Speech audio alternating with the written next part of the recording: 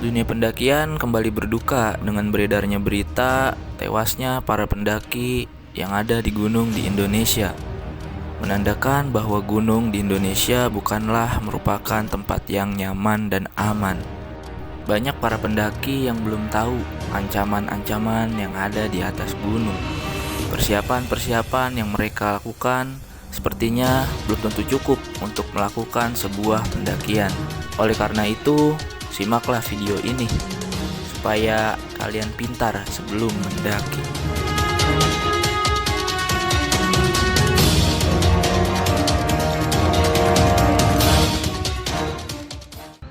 Ya, assalamualaikum warahmatullahi wabarakatuh. Mulai mendaki, Pintar sebelum mendaki. Oke, kenalkan nama gua Sidik Aul Basit. Gua Muhammad Suberwijaya. Oke, sebelum kita mulai ke Pembahasan kita kenalin dulu nih podcast kita, namanya mulai mendaki. apa sih mulai mendaki itu? Mulai mendaki ini adalah podcast yang membahas seputar pendakian, Yang dimana isinya tentang pengalaman pendakian, alat-alat pendakian persiapan apa aja yang harus kalian siapkan sebelum mendaki mendaki. gunung. Nah, Oke, kita lanjut. terima kasih sudah berkunjung di channel kami, dan kebetulan ini adalah episode Pertama, yang akan membahas tentang tren pendakian gunung kali ini. Oke, jadi apa nih Bang Sidik? Oke, yang kita pertama jelasin apa sih itu mendaki. Ya, Ya, benar. Apa sih mendaki itu adalah suatu olahraga yang memerlukan persiapan yang sangat matang dan tidak hanya butuh alat-alat saja, tapi banyak sekali pertimbangan-pertimbangan yang harus kita lakukan. Benar? Benar. Contohnya seperti apa? Contohnya seperti persiapan fisik, mental, Dan juga uang yang cukup. cukup benar-benar. Yang paling utama restu dari orang tua. Restu dari orang tua jangan lupa ya guys ya. Nah, Oke, jadi gini Bang Sidik. Di satu pekan ini terdapat 3 kejadian nih. ya.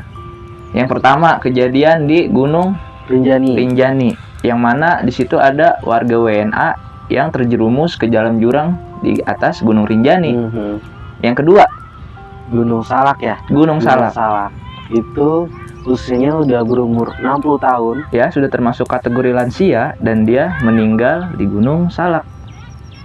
Yang ketiga ada di Gunung Muria. Muria. Di Gunung Muria merupakan anak remaja yang baru lulus kuliah yang katanya dia terjatuh ke dalam jurang akibat terlalu mementingkan HP-nya. Nah, itu dia. Itu Maka dari itu, Kita akan membahas masalah-masalah. yang ada pada pekan ini. Oke. Kita lanjut mulai aja kali ya. Mulai aja. Mungkin Yang ini pertama adalah persiapan persiapan nah, sebelum mendaki. mendaki. Jadi sebelum kita mendaki gunung harus butuh persiapan-persiapan yang cukup matang. Salah satunya Yang tadi di awal kita jelaskan yaitu fisik. fisik. Pertama, kita sebelum mendaki gunung diwajibkan untuk olahraga, karena mendaki gunung itu tidak hanya membawa beban badan saja, tapi melainkan membawa alat-alat kita yang lumayan cukup berat. Ya, kan? betul sekali. Oke, apa saja sih kira-kira yang dibutuhkan untuk olahraga, atau olahraga apa sih yang dibutuhkan untuk kita mendaki gunung? Mungkin bisa saja kita seminggu sekali kita bisa lari pagi atau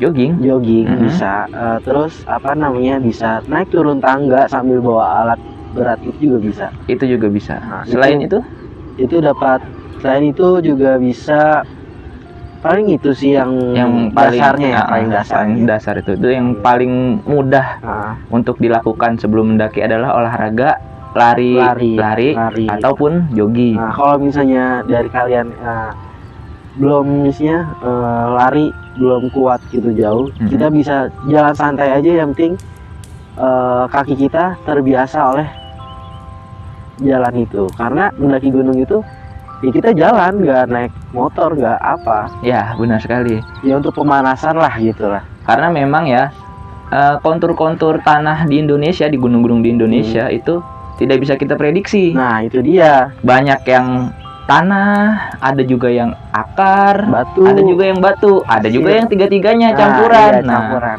jadi maka dari itu sebenarnya olahraga jogging atau lari pagi itu merupakan hal yang sangat penting nih sebelum kita melakukan pendakian. Karena apa? Karena itu berpotensi untuk bisa meningkatkan kualitas fisik kita saat berada di atas gunung. Nah, itu dia. Selain itu apalagi Bang Sidik? Selain fisik, tadi fisik udah jelaskan, berarti selanjutnya adalah persiapan alat ya. Alat. Nah, ini pasti banyak nih pemula-pemula yang belum tahu nih kira-kira apa aja sih Bang Sidik alat-alat yang diperlukan untuk pemula, khususnya untuk diri pribadi ya. Atau bisa kita jelaskan pribadi dan juga kelompok. Nah, jadi mulai dari pribadi ya. Yang cukup penting ya. Pertama ya tas carrier, kalau misalnya tas carrier ya minimal 60 liter lah ya. 60 liter minimal. Terus ada namanya SB atau sleeping bag, itu bag wajib. Terus kedua P3K. P3K ini P3K yang benar-benar kita harus wajib bawa, itu yang tidak boleh kita lupakan. Nah, itu ya benar. Terus selanjutnya jaket ya kan. Baju ganti itu aja sih mungkin. Itu saja ya. Sama alat-alat masak kecil lah, sama snack-snack yang menurut kalian cukup untuk pendakian sama kalian mendaki. Nah, sebelum mendaki teman-teman, pastikan dulu nih kalian ingin mendaki kemana, ke gunung apa, dan kalau bisa cari tahu dulu di gunung tersebut adakah mata air, dan juga kira-kira perjalanan kalian membutuhkan waktu berapa lama. Apabila hanya membutuhkan waktu 2 hari semalam saja, kira-kira untuk logistik yang diperlukan, kalian cukup makan kurang lebih 3 kali dalam 1 kali perjalanan. Yang pertama makan sarapan, makan siang, makan malam, atau mungkin 4 kali lah ya. Iya, sama besok bisa. Untuk persiapan turun ya. Iya boleh. Sebelum turun, baik. Itu kalau 2 hari 1 malam. Nah kalau untuk pengalaman Bang Sidik sendiri nih yang pernah mendaki lebih dari 1 malam, gimana nih? Untuk lebih dari 1 malam, ya itu kita sebelum mendaki gunung pertama benar kita cari tahu dulu berapa jamnya kita ke pos. Kan kalau misalnya ada saya pernah melakukan pendakian ke Gunung Argopuro yang itu terkenal dengan jalur yang terpanjang di Indonesia. Nah itu kita membutuhkan waktu yang cukup lama. Itu kita memperlihatkan waktu dari base camp. Misalnya kita awal dari base camp ke pos 1 misalnya, itu membutuhkan waktu sekitar seharian. Dan itu kita memikir juga tuh, itu dalam sehari itu kita berapa kali makan, 3 kali makan, dan itu kita udah pack-packin tuh Bang Subur. Kita udah pack-packin misalnya untuk di hari ini jam segini, misalnya sarapan udah di pack-packin, itu untuk sarapan jam segini juga udah di-packin makannya. Jadi kita atur dari sebelumnya. Terus apa aja nih kita harus bawa. Misalnya di awal makan, misalnya makannya yang lumayan enak atau yang berat-berat lah, yang nanti bisa yang enteng-enteng. Berarti kalau untuk makan selanjutnya bisa kita yang ringan-ringan saja, ringan aja gitu. Yang utama adalah makan beratnya ya. Beratnya. Waktu itu Bang Sidik kurang lebih berapa orang ke Argopuro? Argopuro sekitar 10 orangan. 10 orang. Nah berarti dalam 10 orang itu 1 pack sekali makan itu berisi 10. Iya, untuk 10 orang lah, dan itu juga bawaan itunya juga kita dibagi-bagi. Jadi tidak satu carrier khusus untuk makanan. Oh, enggak gitu berarti. Jadi setiap orang tuh ada bawa untuk sehari-hari. Misalnya untuk hari ini si A bawa, nah untuk hari esok si B bawa, terus untuk hari esok si C bawa. Jadi membuat memperingankan bawaan. Saat itu Bang Sidik berapa hari kurang lebih sampai balik lagi ke base camp? Kita itu waktu itu tuh harusnya 5 hari ya. Harusnya 5 hari. Cuman kemungkinan ada kendala, jadi kita lebih 2 hari, seminggu. Pas seminggu tuh. Berarti benar-benar yang makan tuh nggak boleh terlewatkan ya Bang Sidik ya. Benar-benar yang kayak harus makan iya, gitu kan. Makan. Oke, itu juga nggak hanya makan berat ya. Cemilan-cemilan kita juga harus bawa untuk di jalur. Jadi ketika kita istirahat, kita juga harus misalnya minum atau makan cemilan yang manis, itu biar energi kita nambah. Nah, untuk kaitannya dengan apa yang terjadi saat ini nih, kayak yang tadi ya terjatuh dari jurang, terus juga ada yang meninggal mungkin karena hipotermia atau segala macam. Nah itu dari makanan ini nih, dari persiapan apa yang udah disiapin makanan ya terutama, itu bisa nggak sih meminimalisir hal itu, hal seperti hipotermia ataupun kecelakaan-kecelakaan lainnya di gunung? Mungkin bisa aja, bisa. Cuman kalau yang saya lihat ini mungkin kalau dari makanan ya jarang lah yang terjadi karena kekurangan makanan. Cuman kayak hipotermia ini mungkin dari awalnya mereka udah tidak kurang sehat atau emang dia emang iya, terutama itu sih kayaknya kurang sehat dari awal. Terus dia maksain naik gunung, maka dari itu banyak itu yang kita ini tuh apa namanya, fisik itu terutama tuh sangat utama lah ya. Itu. Dan, kita juga harus sebelum mendaki kita juga harus lihat cuaca nih, cuaca kali ini gimana. Terus namanya kenapa bisa hipo itu biasanya pertama kita kurang sehat atau enggak kurang cairan itu juga bisa tuh kurang minum lah ya. Itu bisa kan. Makanya itu kita sebelum mendaki gunung harus search dulu. Harus mencari tahu dulu lah ya. Apa aja nih yang kita harus bawa.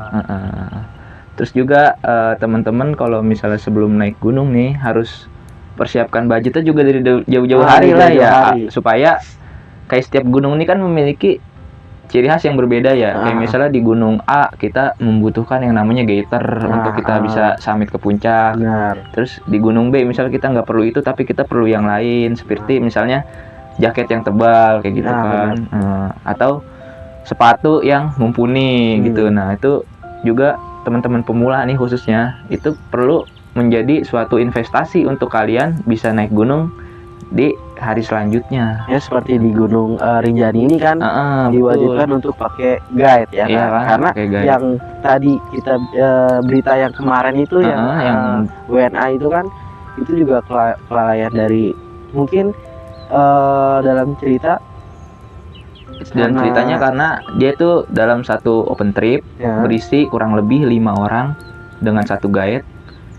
Si posisi korban ini mungkin dia lelah atau bagaimana ya, dan dia ditinggal oleh teman-temannya, disuruh nyusul posisi malam hari. Tapi setelah temannya tuh udah di depan gitu, nungguin dia lama katanya nggak datang-datang, akhirnya pas turun lagi ke bawah nyariin dia udah ada di dalam jurang. Itu juga itu sangat salah ya, karena itu egois makanya untuk para pendaki ini apalagi yang berkelompok itu sebisa mungkin jangan egois. Kita harus memikirkan nyawa teman-teman kita juga. Jangan seperti itu ya.